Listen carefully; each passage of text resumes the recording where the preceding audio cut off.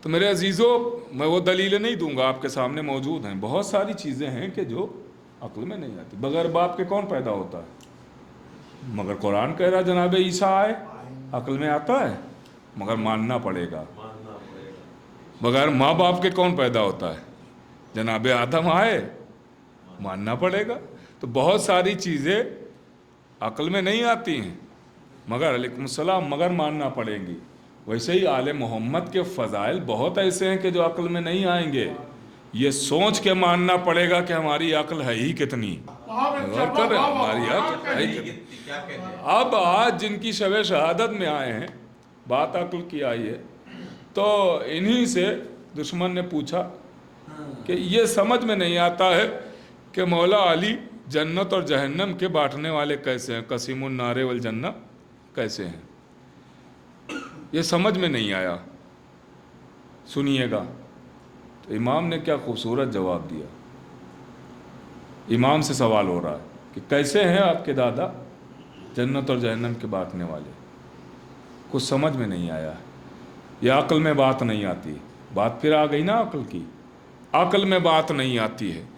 تو امام نے کہا یہ بتا کہ یہ حدیث سنی ہے نبی کی؟ کہ کون سی؟ کہ علی کا دشمن کافر ہے اور علی کا محب مومن ہے۔ کہ بالکل سنی ہے۔ کہ تو عقل میں بات آ جانا چاہیے۔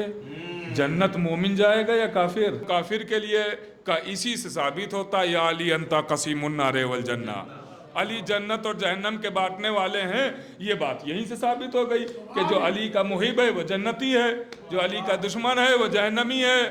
بات یہاں سے ثابت ہو گئی، بات یہاں سے ثابت ہو گئی۔ اب وہ جھوم اٹھا، دشمن جھوم اٹھا، وہ کہتا ہے کیا جواب دیا ہے آپ نے، آسانی کر دی ہمارے لیے، اور کیا خوبصورت جواب دیا ہے۔ میری عقل میں ایک دم بات آ گئی ہے اور میں بالکل قانع ہو گیا ہوں، بالکل ثبوت مل گیا ہے، بالکل دلیلیں مل گئی۔ امام مسکراتے ہوئے باہر آئے، جیسے ہی دربار کے باہر آئے، سنیے گا جملہ، جیسے ہی دربار کے باہر آئے، امام کا ایک چاہنے والا کہتا ہے مولا کیا آپ نے جواب دیا، بادشاہ کو قانع کر دیا، بادشاہ بھی ماننے پر مجبور ہو گیا، آپ کی بات کو تسلیم کر لیا، کیا خوبصورت جواب دیا ہے۔ امام نے کہا یہ جواب اصل نہیں ہے، یہ تو میں نے اس کی عقل کے حساب سے جواب دیا۔ اللہ اکبر۔